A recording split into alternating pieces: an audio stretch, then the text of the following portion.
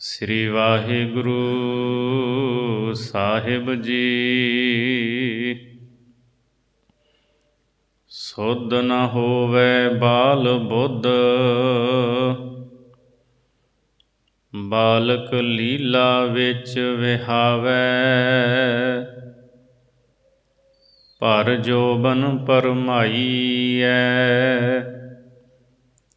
ਪਰ ਤਨ ਧਨ ਪਰ ਨਿੰਦ ਲੁਭਾਵੈ। ਬਿਰਧ ਹੋਆ ਜੰਜਾਲ ਵਿੱਚ, ਮਹਾਂਜਾਲ ਪਰਵਾਰ ਫਹਾਵੈ। ਬਲਹੀਣਾ ਮਤਹੀਣ ਹੋਏ, ਨੌ ਬਹੱਤਰਿਆ ਬਰੜਾਵੈ। ਅੰਨਾ ਬੋਲਾ ਪਿੰਗਲਾ, ਤਨ ਥੱਕਾ ਮਨ ਦਹਿ ਦਿਸ ਧਾਵੈ। ਸਾਧ ਸੰਗਤ ਗੁਰ ਸ਼ਬਦ ਵਿਣ, ਲੱਖ 84 ਜੋਨ ਪਵਾਵੈ। ਅਵਸਰ ਚੁੱਕਾ ਹੱਥ ਨ ਆਵੈ, ਅਵਸਰ ਚੁੱਕਾ ਹੱਥ ਨ ਆਵੈ। ਵਾਹਿਗੁਰੂ ਜੀ ਕਾ ਖਾਲਸਾ, ਵਾਹਿਗੁਰੂ ਜੀ ਕੀ ਫਤਿਹ। ਪਰਮ ਸਤਿਕਾਰਯੋਗ ਜੁਗੋ ਜੁਗ ਅਟਲ ਚਬਰ ਛਤਰ ਤਖਤ ਦੇ ਮਾਲਕ ਧੰਨ ਸ੍ਰੀ ਗੁਰੂ ਗ੍ਰੰਥ ਸਾਹਿਬ ਮਹਾਰਾਜ ਜੀ ਦੀ ਪਵਿੱਤਰ ਹਜ਼ੂਰੀ ਦੇ ਅੰਦਰ ਹਾਜ਼ਰੀਆਂ ਭਰ ਰਹੀ ਸਤਿਗੁਰਾਂ ਦੀ ਸਾਜੀ ਨਿਵਾਜੀ ਗੁਰੂ ਰੂਪ ਸਾਧ ਸੰਗਤ ਜੀ, ਚਿੱਤ ਬਿਰਤੀਆਂ ਨੂੰ ਇਕਾਗਰ ਕਰਦਿਆਂ ਹੋਇਆਂ ਭਾਈ ਗੁਰਦਾਸ ਜੀ ਦੀਆਂ ਵਾਰਾਂ ਦੀ ਚੱਲ ਰਹੀ ਵਿਚਾਰ ਦੇ ਨਾਲ ਜੁੜੀਏ। ਅੱਜ ਦੀ ਵਿਚਾਰ 5ਵੀਂ ਵਾਰ ਦੀ 18ਵੀਂ ਪੌੜੀ ਤੋਂ ਆਰੰਭ ਹੁੰਦੀ ਹੈ। 18ਵੀਂ ਪੌੜੀ ਦੇ ਵਿੱਚ ਭਾਈ ਗੁਰਦਾਸ ਸਾਹਿਬ ਜੀ ਸਾਨੂੰ ਦੱਸਦੇ ਹੈ, ਇਹ ਸਰੀਰ ਦੀਆਂ 3 ਅਵਸਥਾਵਾਂ ਹਨ, ਬਾਲਪਨਾ, ਜਵਾਨੀ ਤੇ ਬਿਰਧ ਅਵਸਥਾ। ਇਹਨਾਂ ਤਿੰਨਾਂ ਹੀ ਅਵਸਥਾਵਾਂ ਦੇ ਵਿੱਚ ਮਨੁੱਖ ਪਰਮਾਤਮਾ ਦਾ ਨਾਮ ਨਹੀਂ ਜਪਦਾ, ਜਿਸ ਕਰਕੇ ਇਹਦਾ ਜਨਮ ਸਾਰਾ ਵਿਅਰਥ ਚਲਿਆ ਜਾਂਦਾ ਹੈ। ਭਾਈ ਗੁਰਦਾਸ ਸਾਹਿਬ ਜੀ ਕਹਿੰਦੇ ਇਹ ਅਵਸਰ, ਇਹ ਸਮਾਂ ਅੱਜ ਤੇਰੇ ਹੱਥ ਵਿੱਚ ਹੈ, ਪਰ ਜੇ ਸਮਾਂ ਹੱਥੋਂ ਨਿਕਲ ਗਿਆ ਫਿਰ ਇਹ ਦੁਬਾਰਾ ਕਦੇ ਨਹੀਂ ਆਵੇਗਾ। ਗੁਰੂ ਤੇਗ ਬਹਾਦਰ ਮਹਾਰਾਜ ਜੀ ਦੇ ਬਚਨ ਅਸੀਂ ਪੜ੍ਹਦੇ ਹਾਂ ਸਾਰੇ ਹੀ। ਬਾਲ ਜਵਾਨੀ ਅਰ ਬਿਰਧ ਫੁਨ, 3 ਅਵਸਥਾ ਜਾਨ। ਕਹੋ ਨਾਨਕ ਹਰ ਭਜਨ ਬਿਨ, ਬਿਰਥਾ ਸਭ ਹੀ ਮਾਨ। ਧੰਨ ਗੁਰੂ ਤੇਗ ਬਹਾਦਰ ਮਹਾਰਾਜ ਫਰਮਾਉਂਦੇ ਹੈ, ਬਚਪਨ, ਜਵਾਨੀ ਤੇ ਬਿਰਧ, ਇਹ 3 ਅਵਸਥਾਵਾਂ ਨੇ, ਵਾਹਿਗੁਰੂ ਦੇ ਸਿਮਰਨ ਤੋਂ ਬਿਨਾਂ ਤਿੰਨੇ ਹੀ ਵਿਅਰਥ ਹਨ। ਸੋ ਇਸ ਪੌੜੀ ਵਿੱਚ ਸਾਨੂੰ ਭਾਈ ਸਾਹਿਬ ਜੀ ਕਹਿੰਦੇ ਇਹ ਸਮਾਂ ਬੜਾ ਕੀਮਤੀ ਹੈ। ਐਵੇਂ ਨਿੰਦਿਆ ਦੇ ਵਿੱਚ, ਚੁਗਲੀ ਦੇ ਵਿੱਚ ਜਾਂ ਨਖਿੱਧ ਕਰਮਾਂ ਨੂੰ ਕਰਨ ਦੇ ਵਿੱਚ ਇਸ ਨੂੰ ਨਾ ਬਤੀਤ ਕਰੀਏ, ਮਾਲਕ ਦੀ ਬੰਦਗੀ ਕਰੀਏ। ਆਓ ਭਾਈ ਸਾਹਿਬ ਜੀ ਸਮਝਾਉਂਦੇ ਹੈ, ਸੁਧ ਨ ਹੋਵੈ ਬਾਲ ਬੁੱਧ, ਬਾਲਕ ਲੀਲਾ ਵਿੱਚ ਵਿਹਾਵੈ। ਸੁਧ ਨਾ ਹੋਵੇ, ਸੋਝੀ ਨਹੀਂ ਹੁੰਦੀ। ਕਦੋਂ? ਬਾਲ ਬੁੱਧ, ਜਦੋਂ ਬਾਲ ਬੁੱਧੀ ਹੈ, ਜਦੋਂ ਬਚਪਨ ਹੈ। ਬਚਪਨ ਦੇ ਵਿੱਚ, ਬਾਲਪੁਣੇ ਦੇ ਦਿਨਾਂ ਦੇ ਵਿੱਚ ਭਾਈ ਗੁਰਦਾਸ ਜੀ ਕਹਿੰਦੇ ਮਨੁੱਖ ਨੂੰ ਸੋਝੀ ਨਹੀਂ ਹੁੰਦੀ, ਕਿਉਂਕਿ ਉਹ ਬਚਪਨ ਵਿੱਚ ਹੈ। ਉਹ ਖੇਡਾਂ ਦੇ ਵਿੱਚ ਹੀ ਆਪਣਾ ਸਮਾਂ ਲੰਘਾਉਂਦਾ ਹੈ। ਬਾਲਕ ਲੀਲਾ ਵਿੱਚ ਵਿਹਾਵੇ, ਅਤੇ ਬਾਲਕਾਂ ਦੀ ਖੇਡ ਦੇ ਵਿੱਚ ਇਸ ਬੰਦੇ ਦੀ ਉਮਰ ਲੰਘਦੀ ਜਾਂਦੀ ਹੈ। ਜਿਹੜੀ ਸਮਝ ਜਵਾਨੀ ਦੇ ਵਿੱਚ ਅਤੇ ਬੁਢੇਪੇ ਦੇ ਵਿੱਚ ਹੁੰਦੀ ਹੈ, ਉਹ ਸਮਝ, ਉਹ ਸੋਝੀ ਬਚਪਨ ਵਿੱਚ ਨਹੀਂ ਹੁੰਦੀ। ਨਿਆਣੀ ਮੱਤ ਹੁੰਦੀ ਹੈ, ਪਤਾ ਨਹੀਂ ਹੁੰਦਾ ਤੁਰਨ ਫਿਰਨ ਦਾ, ਉੱਠਣ ਬੈਠਣ ਦਾ, ਕੀ ਕਰਨਾ ਕੀ ਨਹੀਂ ਕਰਨਾ। ਖੇਡ ਦਾ ਮਤਲਬ ਹੁੰਦਾ ਹੈ ਬਸ ਖੇਡਣਾ ਹੈ।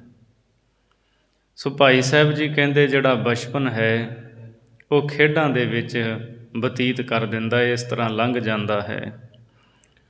ਪਰ ਜੋਬਨ ਪਰਮਾਈਐ, ਪਰ ਤਨ ਧਨ, ਪਰ ਨਿੰਦ ਲੁਭਾਵੈ। ਜਦੋਂ ਜਵਾਨੀ ਭਰਦੀ ਹੈ, ਪਰ ਜੋਬਨ,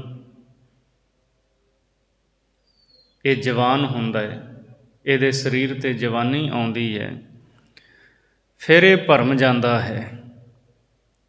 ਕਿਹਦੇ ਵਿੱਚ ਭਰਮ ਜਾਂਦਾ ਹੈ? ਪਰ ਤਨ ਧਨ, ਪਰਾਏ ਤਨ ਵਿੱਚ, ਸਰੀਰ ਵਿੱਚ, ਪਰਾਏ ਧਨ ਦੌਲਤ ਨੂੰ ਵੀ ਉਹ ਮੈਂ ਕਿਸੇ ਤਰੀਕੇ ਨਾਲ ਮੈਨੂੰ ਮਿਲ ਜਾਵੇ, ਅਤੇ ਪਰਾਈ ਨਿੰਦਿਆ ਵਿੱਚ ਫਿਰ ਲੁਭਾਏਮਾਨ ਹੋ ਜਾਂਦਾ ਹੈ। ਇਹਨਾਂ ਦੇ ਵਿੱਚ ਲੱਗ ਕੇ ਜਵਾਨੀ ਬਰਬਾਦ ਕਰ ਲੈਂਦਾ ਹੈ, ਪਰ ਤਨ ਵਿੱਚ, ਪਰ ਧਨ ਵਿੱਚ ਅਤੇ ਪਰ ਨਿੰਦਾ ਦੇ ਵਿੱਚ। ਜਵਾਨੀ ਦਾ ਸਮਾਂ ਵੀ ਇਹਦਾ ਇਸੇ ਤਰ੍ਹਾਂ ਹੀ ਲੰਘ ਜਾਂਦਾ ਹੈ। ਬਿਰਧ ਹੋਆ ਜੰਜਾਲ ਵਿੱਚ, ਮਹਾਂਜਾਲ ਪਰਵਾਰ ਫਹਾਵੈ। ਫਿਰ ਇਹ ਬਿਰਧ ਹੋ ਜਾਂਦਾ, ਬੁੱਢਾ ਹੋ ਜਾਂਦਾ ਹੈ, ਜੰਜਾਲਾਂ ਦੇ ਵਿੱਚ ਪੈ ਜਾਂਦਾ ਹੈ। ਮਹਾਂਜਾਲ ਪਰਿਵਾਰ ਫਹਾਵੈ, ਪਰਿਵਾਰ ਦੇ ਵੱਡੇ ਜਾਲ ਵਿੱਚ ਫਸ ਜਾਂਦਾ ਹੈ। ਪੋਤੇ ਪੋਤਰੀਆਂ, ਦੋਹਤੇ ਦੋਹਤੀਆਂ, ਪਰਿਵਾਰ ਵੱਡਾ ਹੋ ਜਾਂਦਾ ਹੈ ਅਤੇ ਉਹਨਾਂ ਦੇ ਵਿੱਚ ਫਿਰ ਇਹ ਫਸ ਜਾਂਦਾ ਹੈ, ਉੱਥੇ ਹੀ ਲੱਗ ਕੇ ਰਹਿ ਜਾਂਦਾ ਹੈ। ਧੰਨ ਗੁਰੂ ਗ੍ਰੰਥ ਸਾਹਿਬ ਸੱਚੇ ਪਾਤਸ਼ਾਹ ਜੀ ਹਜ਼ੂਰ ਨੇ ਸਾਨੂੰ ਬਾਣੀ ਦੇ ਵਿੱਚ ਉਪਦੇਸ਼ ਦਿੱਤਾ ਹੈ। 12 ਬਰਸ ਬਾਲਪਨ ਬੀਤੇ, 20 ਬਰਸ ਕਛ ਤਪ ਨ ਕੀਓ, 30 ਬਰਸ ਕਛ ਦੇਵ ਨ ਪੂਜਾ, ਫਿਰ ਪਛਤਾਨਾ ਬਿਰਧ ਪਇਓ। ਮੇਰੀ ਕਰਤੇ ਜਨਮ ਗਇਓ। ਮਹਾਰਾਜ ਜੀ ਫਰਮਾਉਂਦੇ ਨੇ, ਵੇਖੋ 12 ਵਰ੍ਹੇ ਬਾਲਪਨੇ ਵਿੱਚ, ਬਚਪਨ ਵਿੱਚ ਲੰਘ ਗਏ। ਅਗਲੇ 20 ਵਰ੍ਹੇ ਕੋਈ ਜਪ ਤਪ, ਕੋਈ ਸੇਵਾ ਸਿਮਰਨ ਨਹੀਂ ਕੀਤਾ। 32 ਵਰ੍ਹੇ ਲੰਘ ਗਏ। 30 ਬਰਸ ਕਛ ਦੇਵ ਨ ਪੂਜਾ, ਫਿਰ ਪਛਤਾਨਾ ਬਿਰਧ ਪਇਓ। ਅਤੇ ਅਗਲੇ 30 ਵਰ੍ਹੇ ਕੋਈ ਇਸ਼ਟ ਦੇਵ ਦੀ ਪੂਜਾ ਨਹੀਂ ਕੀਤੀ, ਕੋਈ ਗੁਰੂ ਉਪਦੇਸ਼ ਦੀ ਕਮਾਈ ਨਹੀਂ ਕੀਤੀ, ਅਤੇ ਫਿਰ ਬਿਰਧ ਬੁੱਢਾ ਹੋ ਗਿਆ। ਪਛਤਾਉਂਦਾ ਹੈ ਕਿ ਜ਼ਿੰਦਗੀ ਦਾ ਸਮਾਂ ਬਹੁਤਾ ਇਸੇ ਤਰ੍ਹਾਂ ਹੀ ਲੰਘ ਗਿਆ ਹੈ। ਮੇਰੀ ਕਰਦੇ ਦੀ ਜ਼ਿੰਦਗੀ ਸਾਰੀ ਲੰਘ ਜਾਂਦੀ ਹੈ। ਭਾਈ ਗੁਰਦਾਸ ਸਾਹਿਬ ਜੀ ਕਹਿੰਦੇ, ਵੇਖੋ ਬਚਪਨ ਲੰਘ ਗਿਆ ਖੇਡਾਂ ਵਿੱਚ, ਜਵਾਨੀ ਭਰਮ ਦੇ ਵਿੱਚ ਪੈ ਕੇ ਪਰ ਤਨ, ਪਰ ਧਨ, ਪਰ ਨਿੰਦਿਆ ਵਿੱਚ ਲੰਘਾ ਦਿੱਤੀ, ਅਤੇ ਬੁੱਢਾ ਹੋਇਆ ਫਿਰ ਜੰਜਾਲਾਂ 'ਚ ਪੈ ਗਿਆ, ਪੁੱਤ ਪੋਤਰਿਆਂ ਦੇ ਮੋਹ ਵਿੱਚ ਪੈ ਗਿਆ। ਬਲਹੀਣਾ ਮਤਹੀਣ ਹੋਏ, ਨਾਉ 72 ਬਰੜਾਵੇ। ਬਲ ਤੋਂ ਹੀਣਾ ਹੋ ਜਾਂਦਾ ਹੈ। ਬੁਢੇਪੇ ਵਿੱਚ ਸਰੀਰ ਵਿੱਚ ਬਲ ਤਾਕਤ ਨਹੀਂ ਰਹਿੰਦੀ। ਮਤਹੀਣ ਹੋਏ ਅਤੇ ਬੁੱਧੀ ਤੋਂ ਹੀਣਾ ਹੋ ਜਾਂਦਾ ਹੈ। ਨਾਉ 72 ਬਰੜਾਵੇ, ਅਤੇ ਲੰਮੇ ਪਿਆ ਵੀ ਬਰੜਾ ਕੇ ਉੱਠਦਾ ਹੈ। ਲੋਕ ਉਹਦਾ ਨਾਂ ਰੱਖਦੇ ਆ 70 72 ਹੋ ਗਿਆ ਹੈ। ਹੁਣ ਇਹਨੂੰ ਸਮਝ ਨਹੀਂ ਲੱਗਦੀ। ਨਾਉ 72 ਇਸ ਤਰ੍ਹਾਂ 70 72 ਨਾਂ ਰੱਖਦੇ ਆ, ਕਹਿੰਦੇ ਆ ਤੇ ਬਾਪੂ ਨੂੰ ਕਹਿੰਦੇ ਵੀ ਬਾਪੂ ਹੁਣ ਤੈਨੂੰ ਨਹੀਂ ਪਤਾ, ਤੂੰ ਚੁੱਪ ਕਰਕੇ ਬੈਠਾ ਰਿਹਾ ਕਰ, ਸਾਰੇ ਕੰਮ ਕਾਰ ਕਿਵੇਂ ਕਰਨੇ ਆ, ਕੋਈ ਦਖਲ ਅੰਦਾਜ਼ੀ ਨਾ ਕਰਿਆ ਕਰ, ਤੂੰ ਸਤਰਿਆ ਬਤਰਿਆ ਹੋ ਗਿਆ। ਇਸ ਤਰ੍ਹਾਂ ਕਹਿੰਦੇ ਐ। ਅੰਨਾ ਬੋਲਾ ਪਿੰਗਲਾ ਤਨ ਥੱਕਾ ਮਨ ਦਹਿ ਦਿਸ ਧਾਵੈ। ਅੰਨਾ ਹੋ ਜਾਂਦਾ ਹੈ, ਬੋਲਾ ਹੋ ਜਾਂਦਾ ਹੈ, ਪਿੰਗਲਾ ਹੋ ਜਾਂਦਾ ਹੈ। ਬੁਢੇਪੇ ਦੇ ਵਿੱਚ ਨਜ਼ਰ ਘਟ ਜਾਂਦੀ ਹੈ ਬਹੁਤਿਆਂ ਦੀ। ਹਾਂ ਕਿਤੇ ਕੋਈ ਇੱਕ ਅੱਧਾ ਹੋਵੇਗਾ ਜਿਹਦੀ ਨਾ ਘਟੇ, ਪਰ ਬਹੁਤੇ ਜਿਹੜੇ ਨੇ, ਕਿਉਂਕਿ ਸਰੀਰ ਦੇ ਜਿੰਨੇ ਵੀ ਇੰਦਰੇ ਨੇ ਸਾਰੇ ਕਮਜ਼ੋਰ ਹੋ ਜਾਂਦੇ ਆ। ਪੰਜੇ ਗਿਆਨ ਇੰਦਰੇ, ਪੰਜੇ ਕਰਮ ਇੰਦਰੇ, ਇਹ ਸਾਰੇ ਕਮਜ਼ੋਰ ਹੋ ਜਾਂਦੇ ਹੈ। ਮਨ ਨਹੀਂ ਕਮਜ਼ੋਰ ਹੁੰਦਾ। ਮਨ ਉਹੀ ਹੈ ਜਿਹੜਾ ਜਵਾਨੀ ਵਿੱਚ ਸੀ, ਬਚਪਨ ਵਿੱਚ ਸੀ। ਮਨ ਕਦੇ ਨਹੀਂ ਬੁੱਢਾ ਹੁੰਦਾ, ਸਰੀਰ ਬੁੱਢਾ ਹੋ ਜਾਂਦਾ ਹੈ। ਸਰੀਰ ਦੇ ਅੰਗ ਕੰਮ ਕਰਨੋਂ ਹਟ ਜਾਂਦੇ ਨੇ, ਪਰ ਵਾਸ਼ਨਾਵਾਂ ਨਹੀਂ ਮਰਦੀਆਂ। ਭਾਈ ਗੁਰਦਾਸ ਸਾਹਿਬ ਜੀ ਕਹਿੰਦੇ, ਵੇਖੋ ਅੱਖਾਂ ਤੋਂ ਨਜ਼ਰ ਘਟ ਜਾਂਦੀ, ਅੰਨਾ ਹੋ ਜਾਂਦਾ ਹੈ, ਬੋਲਾ ਹੋ ਜਾਂਦਾ ਹੈ, ਸੁਣਨ ਸ਼ਕਤੀ ਘਟ ਜਾਂਦੀ ਕੰਨਾਂ ਦੀ। ਪਿੰਗਲਾ ਜਿੰਨਾ ਜਵਾਨੀ 'ਚ ਤੁਰ ਲੈਂਦਾ ਸੀ, ਹੁਣ ਬੁਢੇਪੇ ਵਿੱਚ ਥੋੜ੍ਹੀ ਤੁਰਿਆ ਜਾਂਦਾ ਹੈ। ਪਿੰਗਲਾ ਹੋ ਜਾਂਦਾ ਲੱਤਾਂ ਤੋਂ, ਪੈਂਡਾ ਨਹੀਂ ਤੈਅ ਹੁੰਦਾ, ਬਹੁਤਾ ਤੁਰਿਆ ਨਹੀਂ ਜਾਂਦਾ। ਤਨ ਥੱਕਾ, ਸਰੀਰ ਥੱਕ ਜਾਂਦਾ ਹੈ, ਮਨ ਦਹਿ ਦਿਸ ਧਾਵੈ। ਪਰ ਜਿਹੜਾ ਮਨ ਹੈ ਨਾ, ਉਹ ਅਜੇ ਵੀ ਦਸੇ ਪਾਸੇ ਉਡਾਰੀਆਂ ਮਾਰਦਾ ਹੈ। ਮਨ ਨਹੀਂ ਥੱਕਦਾ। ਹਾਲ ਪਤਾ ਕੀ ਹੁੰਦਾ ਹੈ? ਮਹਾਰਾਜ ਨੇ ਬਾਣੀ 'ਚ ਬਚਨ ਕੀਤਾ, ਨੈਨਹੁ ਨੀਰ ਬਹਿ ਤਨ ਖੀਨਾ, ਭਏ ਕੇਸ ਦੁੱਧਵਾਨੀ, ਰੂਦਾ ਕੰਠ ਸ਼ਬਦ ਨਹੀਂ ਉਚਰੈ, ਅਬ ਕਿਆ ਕਰਹਿ ਪਰਾਨੀ। ਮਹਾਰਾਜ ਕਹਿੰਦੇ, ਵੇਖੋ ਆਹ ਹਾਲ ਹੋ ਗਿਆ।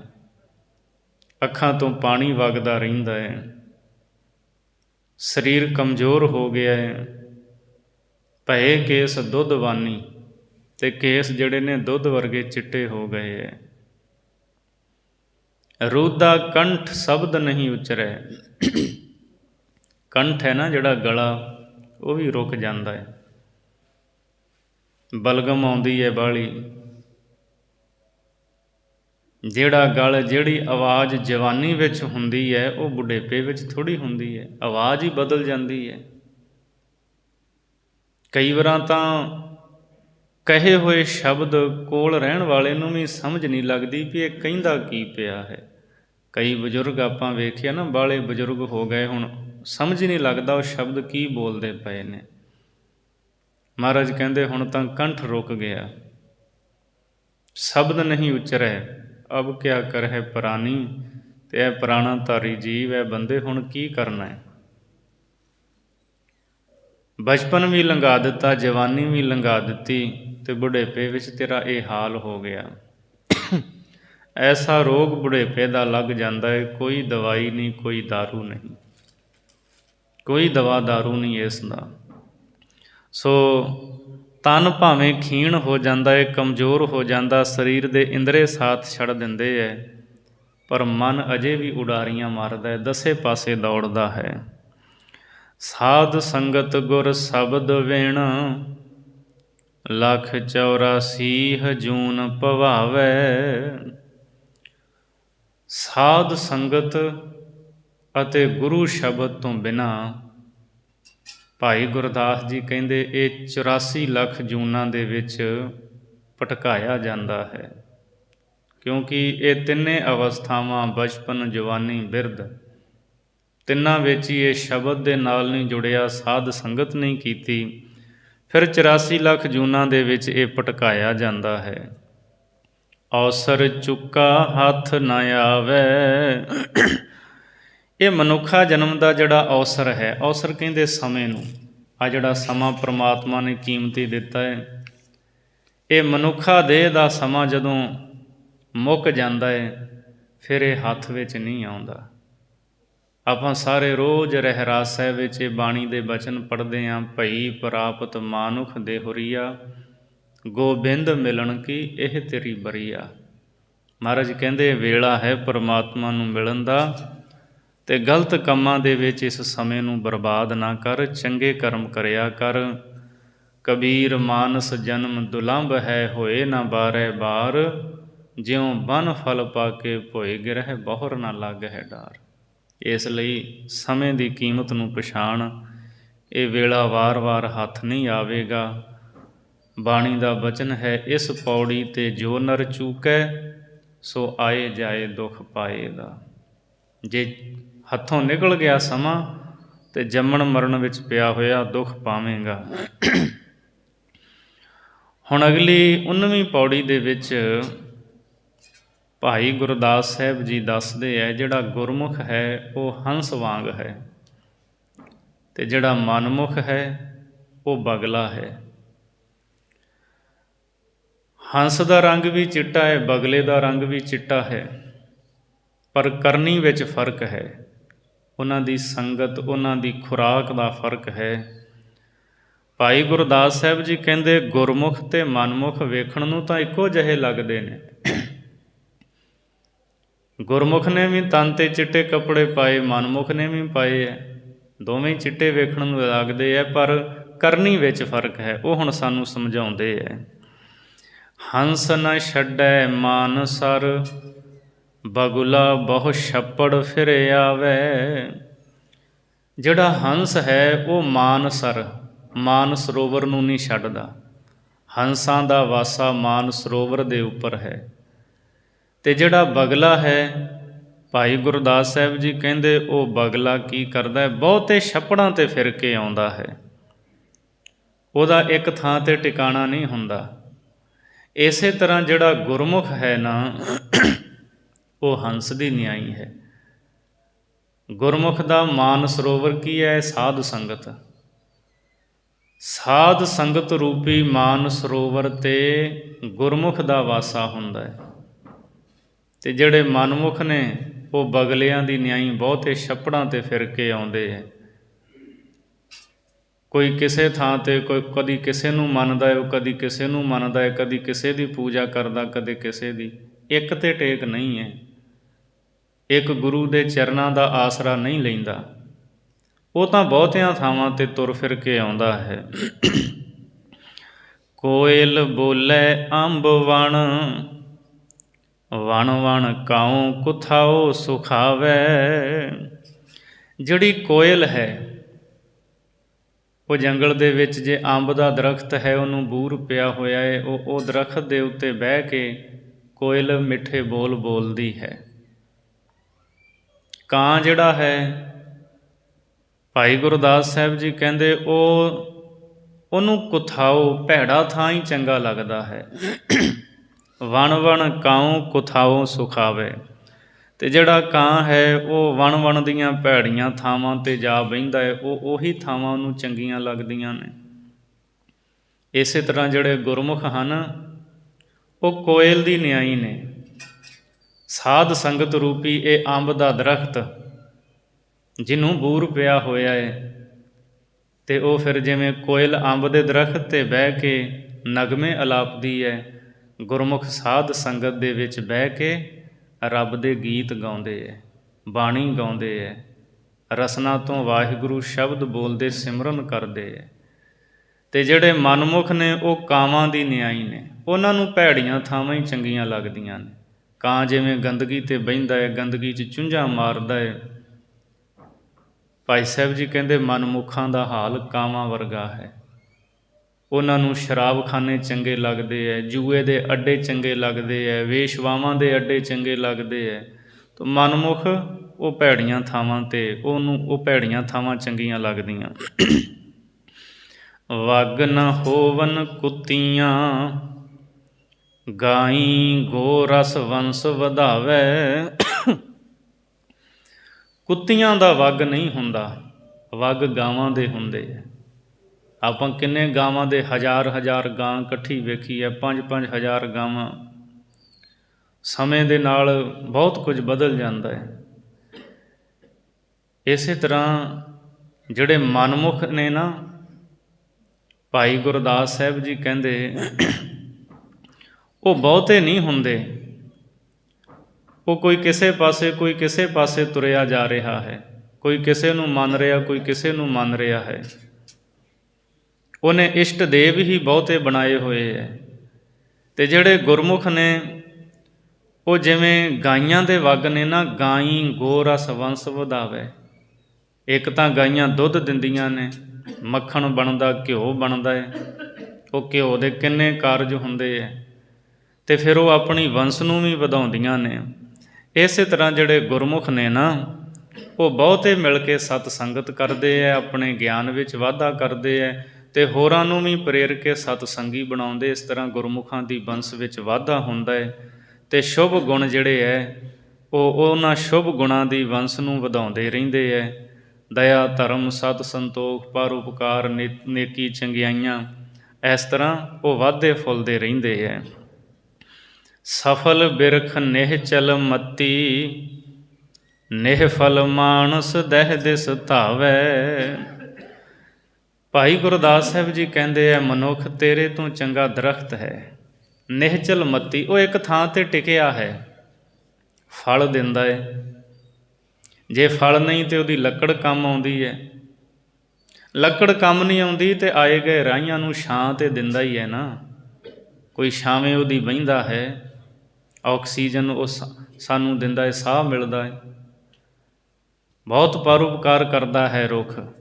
ਟਿਕਿਆ ਉਹ ਇੱਕ ਥਾਂ 'ਤੇ ਹੈ, ਨਿਹਚਲ ਮਤ ਹੈ, ਪਰ ਉਹ ਸਫਲ ਹੈ ਕਿਉਂਕਿ ਫਲ ਦਿੰਦਾ ਹੈ ਖਾਣ ਨੂੰ। ਅਤੇ ਜਿਹੜਾ ਬੰਦਾ ਹੈ, ਨਿਹਫਲ ਮਾਨਸ ਦਹਿ ਦਿਸ ਧਾਵੈ। ਭਾਈ ਸਾਹਿਬ ਜੀ ਕਹਿੰਦੇ ਮਨੁੱਖ ਵਿਅਰਥ ਹੈ, ਦਸੇ ਪਾਸੇ ਦੌੜਦਾ ਹੈ, ਭੱਜਿਆ ਫਿਰਦਾ ਹੈ, ਕਿਸੇ ਨੂੰ ਸੁੱਖ ਨਹੀਂ ਦਿੰਦਾ, ਪਰਉਪਕਾਰ ਨਹੀਂ ਕਰਦਾ। ਇਹਦੇ ਅੰਦਰ ਪਰਉਪਕਾਰ ਕਰਨ ਦੀ ਭਾਵਨਾ ਹੀ ਨਹੀਂ ਹੈ। ਤੇਰੇ ਨਾਲੋਂ ਚੰਗਾ ਰੁੱਖ ਹੈ ਜਿਹੜਾ ਇੱਕ ਥਾਂ 'ਤੇ ਖਲੋ ਕੇ ਪਰਉਪਕਾਰ ਕਰਦਾ ਹੈ, ਪਰ ਤੂੰ ਤੁਰਦਾ ਫਿਰਦਾ ਪਰਉਪਕਾਰ ਨਹੀਂ ਕਰ ਸਕਦਾ, ਦਸੇ ਪਾਸੇ ਦੌੜਦਾ ਰਹਿੰਦਾ ਹੈ, ਤੂੰ ਨਿਸ਼ਫਲ ਹੈ। ਅੱਗ ਤੱਤੀ ਜਲ ਸੀਅਲਾ, ਸਿਰ ਉੱਚਾ ਨੀਵਾਂ ਦਿਖਲਾਵੇ। ਭਾਈ ਸਾਹਿਬ ਜੀ ਕਹਿੰਦੇ ਜਿਹੜੀ ਅੱਗ ਹੈ ਉਹ ਤੱਤੀ ਹੈ, ਉਹਦਾ ਸੁਭਾਅ ਤੱਤਾ ਹੈ। ਜਲ ਸੀਅਲਾ, ਅਤੇ ਜਿਹੜਾ ਜਲ ਪਾਣੀ ਹੈ ਉਹ ਠੰਡਾ ਹੈ। ਸਿਰ ਉੱਚਾ ਨੀਵਾਂ ਦਿਖਲਾਵੇ, ਅੱਗ ਜਿਹੜੀ ਹੈ ਉਹ ਸਿਰ ਉੱਚਾ ਕਰਕੇ ਰਹਿੰਦੀ ਹੈ। ਦੀਵੇ ਦੀ ਲਾਟ ਵੇਖੋ, ਅੱਗ ਬਲਦੀ ਵੇਖੋ, ਤਾਂ ਨੂੰ ਜਾਂਦੀ ਹੈ। ਕਹਿੰਦੇ ਉਹ ਸਿਰ ਉੱਚਾ ਕਰਦੀ ਹੈ ਅੱਗ। ਪਾਣੀ ਜਿਹੜਾ ਹੈ ਉਹ ਨੀਵੇਂ ਵਾਲੇ ਪਾਸੇ ਜਾਂਦਾ ਹੈ, ਨਿਵਾਣ ਨੂੰ ਜਾਂਦਾ ਹੈ। ਦ੍ਰਿਸ਼ਟਾਂਤ ਦਿੱਤਾ ਹੈ, ਦ੍ਰਿਸ਼ਟਾਂਤ ਦਾ ਹਮੇਸ਼ਾ ਇੱਕ ਪੱਖ ਲਿਆ ਜਾਂਦਾ ਹੁੰਦਾ। ਦ੍ਰਿਸ਼ਟਾਂਤ ਦੇ ਕਦੇ ਵੀ ਦੋ ਪੱਖ ਨਹੀਂ ਲਏ ਜਾਂਦੇ। ਜੇ ਦੋ ਪੱਖ ਲਓਗੇ, ਉਹ ਅੱਗ ਆਪਣੇ ਥਾਂ 'ਤੇ ਹੈ, ਪਾਣੀ ਆਪਣੇ ਥਾਂ 'ਤੇ। ਅੱਗ ਨੇ ਆਪਣਾ ਕੰਮ ਕਰਨਾ ਹੈ, ਪਾਣੀ ਨੇ ਆਪਣਾ। ਪਰ ਭਾਈ ਸਾਹਿਬ ਜਿਹੜੀ ਗੱਲ ਸਮਝਾ ਰਹੇ, ਪਾਣੀ ਨਿਵਾਣ ਨੂੰ ਜਾਂਦਾ ਹੈ, ਅੱਗ ਉੱਚੀ ਜਾਂਦੀ, ਹੰਕਾਰੀ ਹੈ। ਕਹਿੰਦੇ ਇਸੇ ਤਰ੍ਹਾਂ ਜਿਹੜੇ ਹੰਕਾਰੀ ਨੇ ਉਹ ਅੱਗ ਦੀ ਨਿਆਈ ਹਨ, ਅਤੇ ਜਿਹੜੇ ਗੁਰਮੁਖ ਨੇ ਨਾ, ਜਿਹੜੇ ਮਨਮੁਖ ਉਹ ਅੱਗ ਦੀ ਨਿਆਈ ਨੇ, ਅਤੇ ਗੁਰਮੁਖ ਪਾਣੀ ਦੀ ਨਿਆਈ। ਠੰਡੇ ਸੁਭਾਅ ਵਾਲੇ, ਸ਼ੀਤਲ ਸੁਭਾਅ ਹੈ, ਨਿੱਘਾ ਸੁਭਾਅ ਹੈ ਉਹਨਾਂ ਦਾ। ਉਹ ਨਿਵਾਣ ਨੂੰ ਭਾਵ ਨਿਮਰਤਾ ਧਾਰਨ ਕਰਕੇ ਰੱਖਦੇ ਹੈ, ਇਸ ਕਰਕੇ ਉਹ ਗੁਰੂ ਨੂੰ ਪਿਆਰੇ ਲੱਗਦੇ ਹੈ। ਗੁਰਮੁਖ ਆਪ ਗਵਾਇਆ, ਮਨਮੁਖ ਮੂਰਖ ਆਪ ਗਣਾਵੇ। ਗੁਰਮੁਖ ਨੇ ਆਪਾ ਭਾਵ ਗਵਾਇਆ ਹੋਇਆ ਹੈ। ਗੁਰਮੁਖ ਦੇ ਅੰਦਰ ਹੰਕਾਰ ਨਹੀਂ ਹੁੰਦਾ, ਅਤੇ ਜਿਹੜਾ ਮਨਮੁਖ ਹੈ ਉਹ ਮੂਰਖ ਹੈ। ਉਹ ਆਪਣਾ ਆਪ ਜਣਾਉਂਦਾ ਹੈ, ਮੈਂ ਵੱਡਾ ਹਾਂ, ਮੇਰੇ ਵਰਗਾ ਕੋਈ ਨਹੀਂ, ਮੇਰੇ ਕੋਲ ਦੌਲਤ ਬਹੁਤ ਹੈ, ਮੇਰੇ ਕੋਲ ਤਨ ਦੀ ਸੁੰਦਰਤਾ ਹੈ। ਸੋ ਉਹ ਹੰਕਾਰ ਦੇ ਵਿੱਚ ਰਹਿੰਦਾ ਹੈ, ਆਪਣਾ ਆਪ ਜਣਾਉਂਦਾ ਹੈ ਲੋਕਾਂ ਨੂੰ। ਦੂਜਾ ਭਾਉ ਕੁਦਾਓ ਹਰਾਵੇ, ਜਿਹੜਾ ਦੂਜਾ ਭਾਉ ਹੈ, ਦੁਐਤ ਭਾਵ, ਇੱਕ ਪਰਮਾਤਮਾ ਨੂੰ ਛੱਡ ਕੇ ਅਤੇ ਹੋਰਾਂ ਦੇ ਨਾਲ ਪਿਆਰ ਕਰਨਾ। ਭਾਈ ਗੁਰਦਾਸ ਸਾਹਿਬ ਜੀ ਕਹਿੰਦੇ ਅਲਪ ਸ਼ਕਤੀਆਂ ਦੇ ਨਾਲ ਜੁੜੇ ਰਹਿਣਾ। ਇਹ ਜਿਹੜਾ ਦੂਜਾ ਭਾਉ ਹੈ ਨਾ, ਇਹ ਕੁਦਾਓ, ਇਹ ਖੋਟਾ ਹੈ, ਖੋਟਾ ਦਾਅ ਹੈ। ਅਤੇ ਜਿਹੜੇ ਇਸ ਦੁਐਤ ਵਿੱਚ ਲੱਗ ਜਾਂਦੇ ਨੇ ਉਹ ਜੀਵਨ ਹਾਰ ਜਾਂਦੇ ਨੇ। ਹਰਾਵੇ, ਇਹ ਦੂਜਾ ਭਾਉ ਜ਼ਿੰਦਗੀ ਦੀ ਬਾਜੀ, ਜੀਵਨ ਦੀ ਬਾਜੀ ਉਹਨਾਂ ਨੂੰ ਹਰਾ ਦਿੰਦਾ ਹੈ, ਅਤੇ ਮਨੁੱਖਾ ਜਨਮ ਦੀ ਬਾਜੀ ਉਹ ਹਾਰ ਕੇ ਚਲੇ ਜਾਂਦੇ ਹੈ। ਜਿਹੜਾ ਬਹੁਤੇ ਥਾਵਾਂ 'ਤੇ ਭਟਕਦਾ ਹੈ ਉਹਦੀ ਹਾਰ ਹੁੰਦੀ ਹੈ, ਅਤੇ ਜਿਹੜਾ ਇੱਕ ਸੱਚੇ ਗੁਰੂ 'ਤੇ ਭਰੋਸਾ ਰੱਖਦਾ ਹੈ ਉਹ ਸੰਸਾਰ ਤੋਂ ਤਰ ਜਾਂਦਾ ਹੈ। ਹੁਣ ਅਗਲੀ 20ਵੀਂ ਪੌੜੀ ਦੇ ਵਿੱਚ ਭਾਈ ਗੁਰਦਾਸ ਸਾਹਿਬ ਜੀ ਨੇ 5 ਰੋਗਾਂ ਦੀ ਗੱਲ ਕੀਤੀ ਹੈ। ਕੁਝ ਪਸ਼ੂ ਪੰਛੀਆਂ ਦਾ ਜ਼ਿਕਰ ਕੀਤਾ ਹੈ ਅਤੇ ਉਹਨਾਂ ਨੂੰ ਇੱਕ ਇੱਕ ਰੋਗ ਲੱਗਿਆ ਹੋਇਆ, ਉਸ ਇੱਕ ਰੋਗ ਦੇ ਕਰਕੇ ਉਹ ਮਰ ਜਾਂਦੇ ਹੈ, ਖੱਪ ਜਾਂਦੇ ਹੈ। ਭਾਈ ਸਾਹਿਬ ਜੀ ਕਹਿੰਦੇ ਉਹ ਤਾਂ ਇੱਕ ਰੋਗ ਦੇ ਨਾਲ ਮਰ ਗਏ ਅਤੇ ਬੰਦੇ ਨੂੰ 5 ਹੀ ਰੋਗ ਲੱਗੇ ਨੇ। ਇਹਦੀ ਬਚਣ ਦੀ ਆਸ ਕਿੱਥੋਂ, ਇਹ ਨਹੀਂ ਬਚ ਸਕਦਾ। ਗਜ ਮ੍ਰਿਗ ਮੀਨ ਪਤੰਗ ਅਲ ਇਕਤ ਇਕਤ ਰੋਗ ਪਚੰਦੇ। ਗਜ ਕਹਿੰਦੇ ਹਾਥੀ ਨੂੰ, ਮ੍ਰਿਗ ਹਿਰਨ, ਮੀਨ ਮੱਛੀ, ਪਤੰਗ ਜਿਹੜਾ ਪਤੰਗਾ ਹੁੰਦਾ ਦੀਵੇ ਦੀ ਲਾਟ 'ਤੇ ਆਉਂਦਾ ਹੈ, ਅਲ ਭੌਰਾ।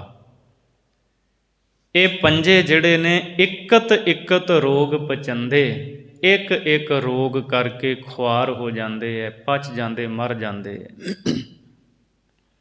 ਉਹ ਰੋਗਾਂ ਦਾ ਇੱਥੇ ਜ਼ਿਕਰ ਨਹੀਂ, ਕਿਹੜੇ ਕਿਹੜੇ ਰੋਗ ਨੇ।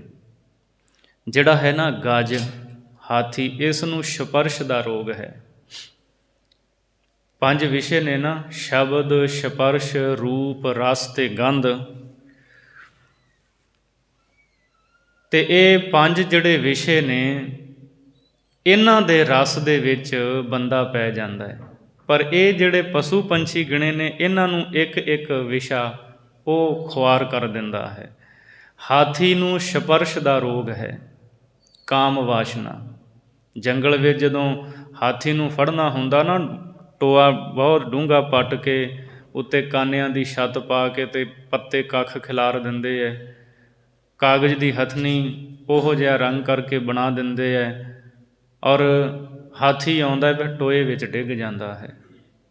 ਫਿਰ ਕਈ ਦਿਨ ਉਹਨੂੰ ਟੋਏ 'ਚ ਭੁੱਖਾ ਰੱਖਦੇ ਆ, ਉਹ ਕਮਜ਼ੋਰ ਹੋ ਜਾਂਦਾ ਹੈ। ਫਿਰ ਉਹਨੂੰ ਬਾਹਰ ਕੱਢ ਕੇ ਸਿਰ 'ਚ ਮਾਰ ਕੇ ਲੋਹੇ ਦੇ ਕੁੰਡੇ, ਸਰੀਆ, ਫਿਰ ਉਹਨੂੰ ਸਿਖਾਉਂਦੇ ਹੈ, ਸਰਕਸ 'ਚ ਲੈ ਕੇ ਜਾਂਦੇ ਹੈ। ਸਾਰੀ ਉਮਰ ਫਿਰ ਉਹ ਬੰਧਨ ਵਿੱਚ ਰਹਿੰਦਾ ਹੈ। ਹਾਥੀ ਜਿਹੜਾ ਹੈ ਉਸ ਨੂੰ ਸਪਰਸ਼ ਦਾ ਰੋਗ ਹੈ, ਕਾਮ ਦਾ।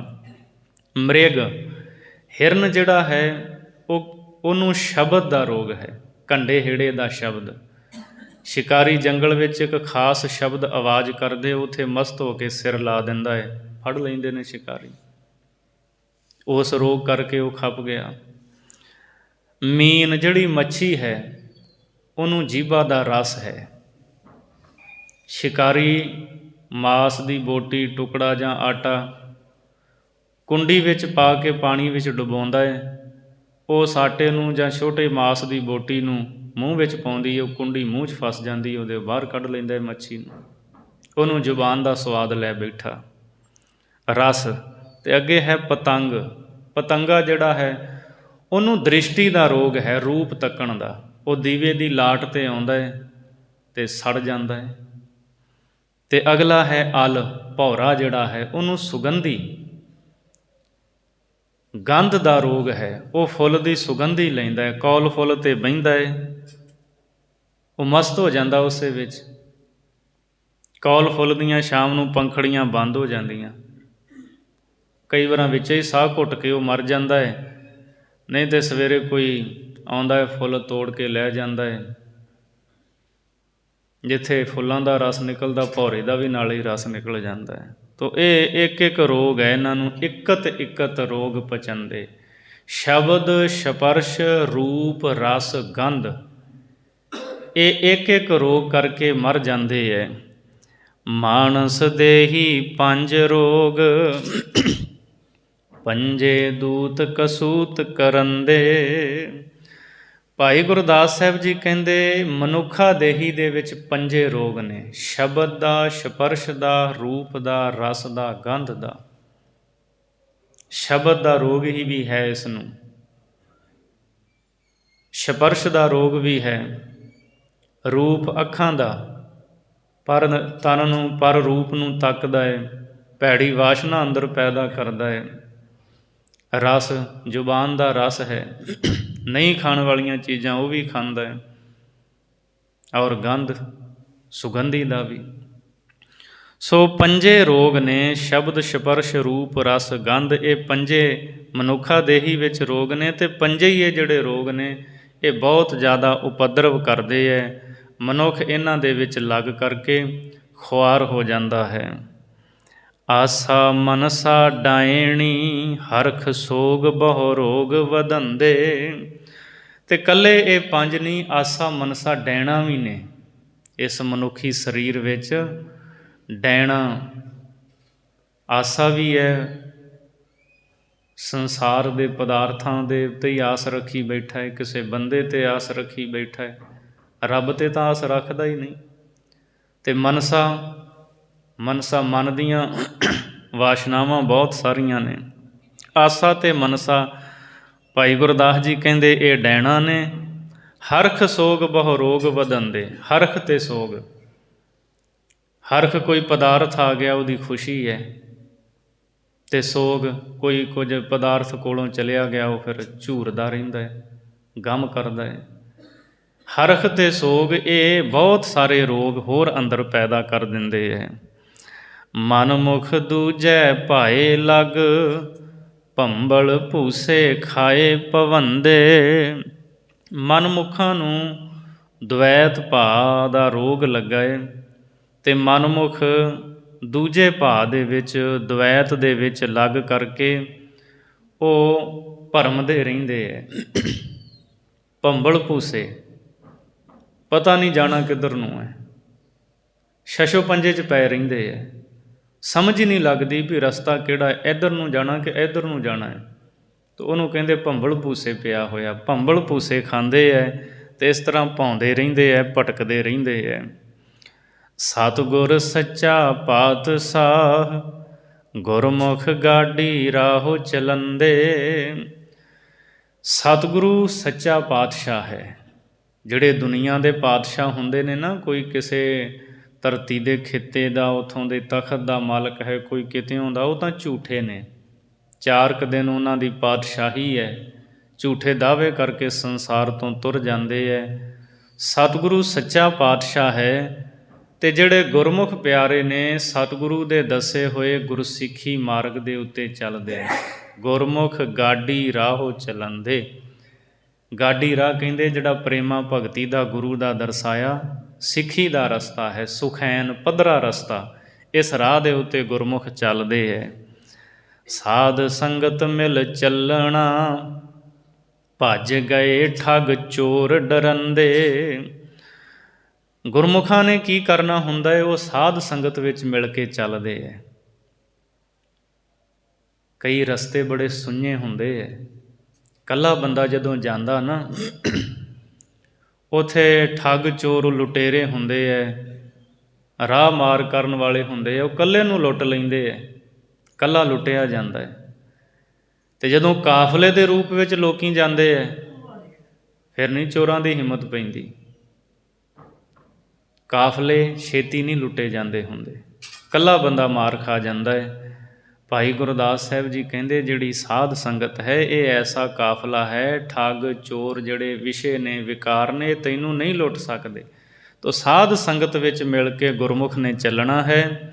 ਭੱਜ ਗਏ ਠੱਗ ਚੋਰ ਡਰੰਦੇ। ਅਤੇ ਜਿਹੜੇ ਠੱਗ ਚੋਰ ਨੇ ਨਾ, ਪੰਜੇ ਵਿਸ਼ੇ, ਹਰਖ ਸੋਗ, ਇਹ ਚੋਰ ਠੱਗਣ ਵਾਲੇ, ਇਹ ਡਰ ਕੇ ਹੀ ਭੱਜ ਜਾਂਦੇ ਹੈ। ਲੈ ਲਾਹਾ ਨਿਜ ਘਰ ਨਿਬਹੰਦੇ। ਗੁਰਮੁਖ ਇਸ ਮਨੁੱਖਾ ਜਨਮ ਦਾ ਲਾਭ ਲੈ ਕੇ ਅਤੇ ਆਪਣੇ ਸਵੈ ਸਰੂਪ ਘਰ ਦੇ ਵਿੱਚ ਨਿਵਾਸ ਕਰਦੇ ਹੈ। ਇਸ ਤਰ੍ਹਾਂ ਉਹਨਾਂ ਦੀ ਨਿਭਦੀ ਹੈ, ਪਰਮਾਤਮਾ ਦੇ ਨਾਲ ਪ੍ਰੀਤ ਜਿਹੜੀ ਹੈ ਨਿਭਦੀ ਹੈ। ਮਨੁੱਖਾ ਜਨਮ ਉਹਨਾਂ ਦਾ ਸਫਲ ਹੋ ਜਾਂਦਾ ਹੈ। 5ਵੀਂ ਵਾਰ ਦੀ ਅਖੀਰਲੀ ਪੌੜੀ ਹੈ 21ਵੀਂ, ਜਿਹਦੇ ਵਿੱਚ ਭਾਈ ਸਾਹਿਬ ਜੀ ਸਾਨੂੰ ਦੱਸਦੇ ਹੈ, ਜਿਹੜੇ ਸਤਿਗੁਰੂ ਦੇ ਚਰਨਾਂ ਦਾ ਆਸਰਾ ਲੈਂਦੇ ਹੈ, ਮੈਂ ਉਹਨਾਂ ਤੋਂ ਕੁਰਬਾਨ ਹਾਂ। ਗੁਰੂ ਇੱਕ ਹੈ ਅਤੇ ਅਣਗਿਣਤ ਹੀ ਲੋਕਾਂ ਦਾ ਗੁਰੂ ਉਧਾਰ ਕਰਦਾ ਹੈ। ਬੇੜੀ ਚਾੜ ਲੰਘਾਏ ਦਾ, ਬਾਹਲੇ ਪੂਰ ਮਾਨਸ ਮੋਹਾਣਾ। ਮੋਹਾਣਾ ਕਹਿੰਦੇ ਮਲਾਹ ਨੂੰ। ਭਾਈ ਸਾਹਿਬ ਜੀ ਕਹਿੰਦੇ ਨੇ ਜਿਹੜਾ ਮਲਾਹ ਹੈ, ਉਹ ਮਨੁੱਖਾਂ ਦੇ ਬਹੁਤ ਪੂਰ ਬੇੜੀ ਦੇ ਉੱਤੇ ਚਾੜ੍ਹ ਕੇ ਉਹਨਾਂ ਨੂੰ ਦਰਿਆ ਤੋਂ ਪਾਰ ਲੰਘਾ ਦਿੰਦਾ ਹੈ। ਇੱਕ ਬੇੜੀ ਦੇ ਵਿੱਚ ਬਹੁਤ ਸਾਰੇ ਬੰਦੇ, ਬਹੁਤ ਸਾਰੇ ਲੋਕ ਸਵਾਰ ਹੋਣ, ਉਹਨੂੰ ਇੱਕ ਪੂਰ ਕਹਿੰਦੇ ਆ। ਪਕੌੜੇ ਨਹੀਂ ਕੱਢਦੇ ਜਿਵੇਂ, ਅਤੇ ਜਿੰਨੇ ਪਾਏ ਉਹ ਇੱਕ ਪੂਰ ਕੱਢ ਲਿਆ, ਫਿਰ ਦੂਜਾ ਪਾਇਆ। ਪੂਰ ਬੇੜੀ ਸਵਾਰ ਬਹੁਤੇ ਬੰਦੇ। ਸੋ ਮਲਾਹ ਕੀ ਕਰਦਾ ਹੈ, ਮਨੁੱਖਾਂ ਦੇ ਬਹੁਤੇ ਪੂਰ ਬੇੜੀ 'ਤੇ ਸਵਾਰ ਕਰਕੇ ਪਰਲੇ ਪਾਸੇ ਲੰਘਾ ਦਿੰਦਾ ਹੈ। ਇਸੇ ਤਰ੍ਹਾਂ ਗੁਰੂ ਮਲਾਹ ਹੈ। ਸੰਸਾਰ ਭੌਜਲ ਵਿੱਚ ਗੁਰੂ ਡੁੱਬਣ ਨਹੀਂ ਦਿੰਦਾ, ਅਤੇ ਗੁਰੂ ਮਲਾਹ ਆਪਣੀ ਪ੍ਰੇਮਾ ਭਗਤੀ ਦੀ ਬੇੜੀ 'ਤੇ ਬਹੁਤੇ ਮਨੁੱਖਾਂ ਦੇ ਪੂਰਾਂ ਨੂੰ ਅਸਵਾਰ ਕਰਕੇ ਸੰਸਾਰ ਭੌਜਲ ਤੋਂ ਪਾਰ ਕਰ ਦਿੰਦਾ ਹੈ। ਅਸੀਂ ਰੋਜ਼ ਪੜ੍ਹਦੇ ਹਾਂ, ਵਾਹਿਗੁਰੂ ਨਾਮ ਜਹਾਜ਼ ਹੈ, ਚੜ੍ਹੇ ਸੋ ਉਤਰੈ ਪਾਰ, ਜੋ ਸ਼ਰਧਾ ਕਰ ਸੇਵੰਦੇ, ਗੁਰ ਪਾਰ ਉਤਾਰਨਹਾਰ। ਬੇੜੀ 'ਤੇ ਅਸਵਾਰ ਹੋਵਾਂਗੇ ਤਾਂ ਹੀ ਪਾਰ ਹੋਣਾ ਹੈ। ਮਲਾਹ ਆਵਾਜ਼ ਦਿੰਦਾ ਹੈ, ਬੇੜੀ ਤੁਰਨ ਲੱਗੀ ਹੈ, ਪਾਣੀ ਦੇ ਉੱਤੇ ਚੱਲਣ ਲੱਗੀ ਹੈ, ਅਸਵਾਰ ਹੋ ਜਾਓ। ਜਿਹੜੇ ਅਸਵਾਰ ਹੋ ਜਾਂਦੇ ਨੇ ਪਾਰ ਹੋ ਜਾਂਦੇ ਨੇ, ਅਤੇ ਜਿਹੜੇ ਦਰਿਆ ਦੇ ਕੰਢੇ 'ਤੇ ਬੈਠੇ ਰਹਿੰਦੇ ਹੈ, ਅਸਵਾਰ ਨਹੀਂ ਹੁੰਦੇ ਬੇੜੀ ਵਿੱਚ, ਉਹ ਕਦੇ ਪਾਰ ਨਹੀਂ ਹੁੰਦੇ। ਸੋ ਗੁਰੂ ਮਲਾਹ ਹੈ, ਸੰਸਾਰ ਭੌਜਲ ਤੋਂ ਪਾਰ ਕਰਦਾ ਹੈ।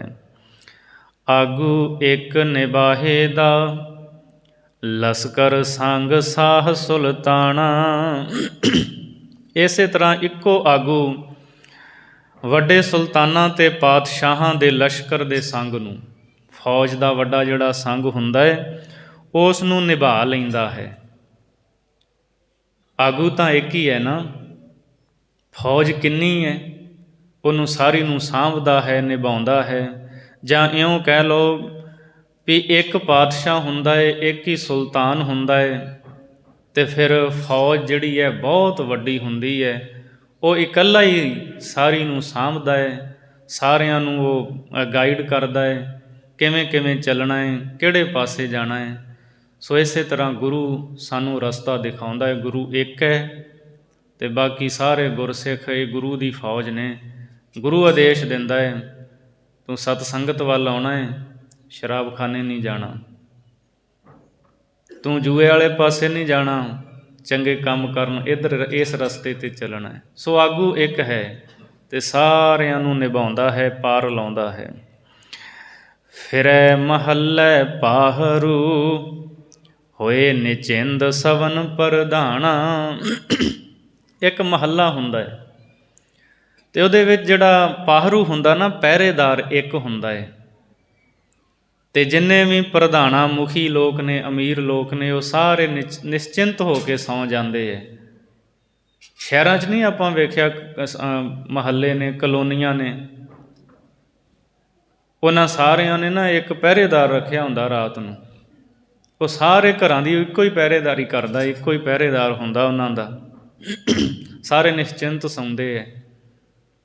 ਜੇ ਕਿਤੇ ਕੋਈ ਚੋਰੀ ਹੋ ਜਾਏ, ਕੋਈ ਗੱਲਬਾਤ ਹੋਵੇ, ਪਹਿਲਾਂ ਉਹਨੂੰ ਪੁੱਛਿਆ ਜਾਣਾ ਹੈ ਪਹਿਰੇਦਾਰ ਨੂੰ ਵੀ ਤੂੰ ਕਿੱਥੇ ਸੀ, ਤੂੰ ਤਾਂ ਨਹੀਂ ਕਿਤੇ ਨਾਲ ਰਲਿਆ ਸੀ।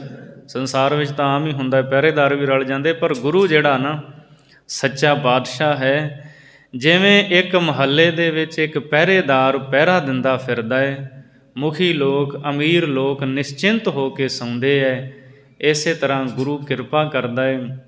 ਦੇਖੋ ਅਸੀਂ ਇਤਿਹਾਸ ਵਿੱਚ ਸਾਖੀ ਪੜ੍ਹਦੇ ਹਾਂ, ਭਾਈ ਜੋਗਾ ਜਦੋਂ ਹੁਸ਼ਿਆਰਪੁਰ ਆ ਕੇ ਵੇਸ਼ਵਾ ਦੇ ਦਰ 'ਤੇ ਜਾਣ ਲੱਗਾ ਸੀ, ਕਲਗੀਧਰ ਮਹਾਰਾਜ ਆਪੂ ਪਹਿਰਾ ਦੇਣ ਆ ਗਏ, ਸਿੱਖ ਨੂੰ ਵਿਸ਼ੇ ਦੀ ਅਗਨ ਦੇ ਵਿੱਚੋਂ ਬਾਹਰ ਕੱਢ ਲਿਆ, ਉਹਦਾ ਜੀਵਨ ਬਚਾ ਲਿਆ। ਤਾਂ ਗੁਰੂ ਪਹਿਰੇਦਾਰੀ ਵੀ ਕਰਦਾ ਹੈ, ਸਾਡੇ ਜੀਵਨ ਨੂੰ ਬਚਾਉਂਦਾ ਹੈ।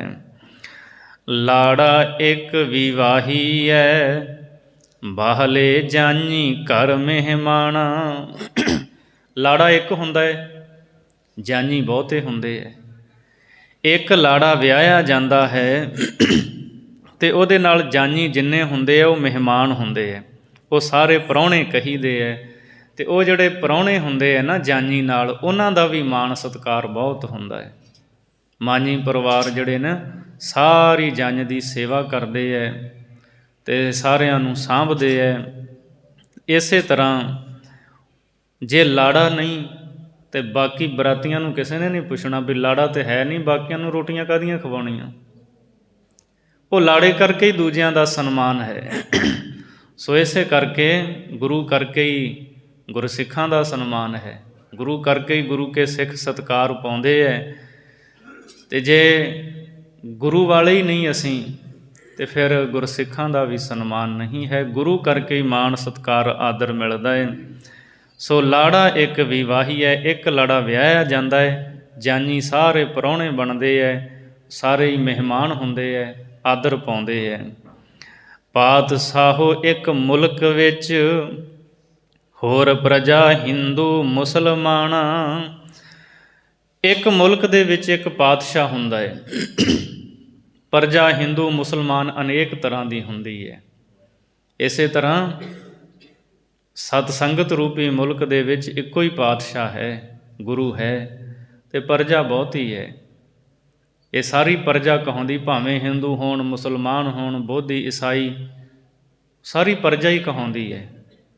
ਇੱਥੇ ਸਾਰੇ ਗੁਰੂ ਕੇ ਸਿੱਖ ਹੀ ਕਹਾਉਂਦੇ ਹੈ। ਕੋਈ ਵੀ ਹੋਵੇ ਸਾਰੇ ਗੁਰੂ ਕੇ ਸਿੱਖ ਨੇ, ਕੋਈ ਉੱਚਾ ਨਹੀਂ, ਕੋਈ ਨੀਵਾਂ ਨਹੀਂ। ਸਤਿਗੁਰ ਸੱਚਾ ਪਾਤਸ਼ਾਹੋ ਸਾਧ ਸੰਗਤ ਗੁਰ ਸ਼ਬਦ ਨੀਸਾਣਾ। ਸਤਿਗੁਰੂ ਸੱਚਾ ਪਾਤਸ਼ਾਹ ਹੈ, ਅਤੇ ਜਿਹੜੇ ਸਾਧ ਸੰਗਤ ਦੇ ਵਿੱਚ ਆਉਂਦੇ ਹੈ, ਭਾਈ ਗੁਰਦਾਸ ਸਾਹਿਬ ਜੀ ਕਹਿੰਦੇ ਗੁਰੂ ਜੀ ਉਸ ਨੂੰ ਸ਼ਬਦ ਦਾ ਨੀਸਾਣਾ ਪਰਵਾਨਾ ਦਿੰਦੇ ਹੈ। ਅਤੇ ਸ਼ਬਦ ਦਾ ਪਰਵਾਨਾ ਜਿਹਨੂੰ ਮਿਲ ਜਾਂਦਾ ਹੈ, ਉਹ ਫਿਰ ਇਸ ਸ਼ਬਦ ਦੇ ਪਰਵਾਨੇ ਨੂੰ ਦਿਖਾ ਕੇ ਸੱਚਖੰਡ ਵਿੱਚ ਜਾ ਪੁੱਜਦਾ ਹੈ। ਪਰਵਾਨਾ ਕਹਿੰਦੇ ਹੈ ਖਾਸ ਚਿੱਠੀ ਕਹਿ ਲਓ, ਟੋਕਨ ਕਹਿ ਲਓ। ਅੱਜ ਦੇ ਜ਼ਮਾਨੇ 'ਚ ਜਿਵੇਂ ਆ ਵੱਡੇ ਲੋਕ ਜਿੱਥੇ ਵਿਆਹ ਸ਼ਾਦੀਆਂ ਕਰਦੇ ਹੈ, ਖਾਸ ਉਹਨਾਂ ਨੇ ਕਾਰਡ ਦਿੱਤੇ ਹੁੰਦੇ ਆ, ਉਹ ਵਿਖਾ ਕੇ ਉਹਨਾਂ ਨੂੰ ਅੰਦਰ ਜਾਣ ਦਿੱਤਾ ਜਾਂਦਾ ਹੈ, ਨਹੀਂ ਤਾਂ ਹਰ ਕੋਈ ਉੱਥੇ ਆ ਜਾਏ। ਇਸੇ ਤਰ੍ਹਾਂ ਭਾਈ ਗੁਰਦਾਸ ਜੀ ਕਹਿੰਦੇ ਸ਼ਬਦ ਦਾ ਜਿਹੜਾ ਨਿਸ਼ਾਨਾ ਹੈ ਨਾ, ਪਰਵਾਨਾ, ਇਹ ਜਿਸ ਸਿੱਖ ਨੂੰ ਗੁਰੂ ਨੇ ਬਖਸ਼ਿਸ਼ ਕਰ ਦਿੱਤਾ, ਉਹ ਫਿਰ ਇਸ ਸ਼ਬਦ ਦੇ ਆਸਰੇ ਸਾਧ ਸੰਗਤ ਕਰਦਾ ਹੋਇਆ ਪਰਮਾਤਮਾ ਦੇ ਦਰ 'ਤੇ ਪੁੱਜਦਾ ਹੈ। ਕੋਈ ਰਸਤੇ ਵਿੱਚ ਉਹਨੂੰ ਰੋਕ ਟੋਕ ਨਹੀਂ ਹੁੰਦੀ। ਸਤਿਗੁਰ ਪਰਣੈ ਤਿਨ ਕੁਰਬਾਨਾ। ਜਿਹੜੇ ਸਤਿਗੁਰੂ ਦੇ ਆਸਰੇ ਰਹਿੰਦੇ ਹੈ, ਪਰਣੈ ਦਾ ਅਰਥ ਹੁੰਦਾ ਆਸਰਾ। ਜਿਹੜੇ ਗੁਰੂ ਦਾ ਆਸਰਾ ਲੈਂਦੇ ਹੈ, ਭਾਈ ਸਾਹਿਬ ਜੀ ਕਹਿੰਦੇ ਮੈਂ ਉਹਨਾਂ ਤੋਂ ਕੁਰਬਾਨ ਹਾਂ, ਮੈਂ ਉਹਨਾਂ ਤੋਂ ਬਲਿਹਾਰ ਜਾਂਦਾ ਹਾਂ। ਇਸ ਲਈ ਹੋਰਾਂ ਦੇ ਆਸਰੇ ਛੱਡ ਕੇ ਇੱਕ ਗੁਰੂ ਦਾ ਆਸਰਾ ਸਾਨੂੰ ਸਾਰਿਆਂ ਨੂੰ ਲੈਣਾ ਚਾਹੀਦਾ ਹੈ।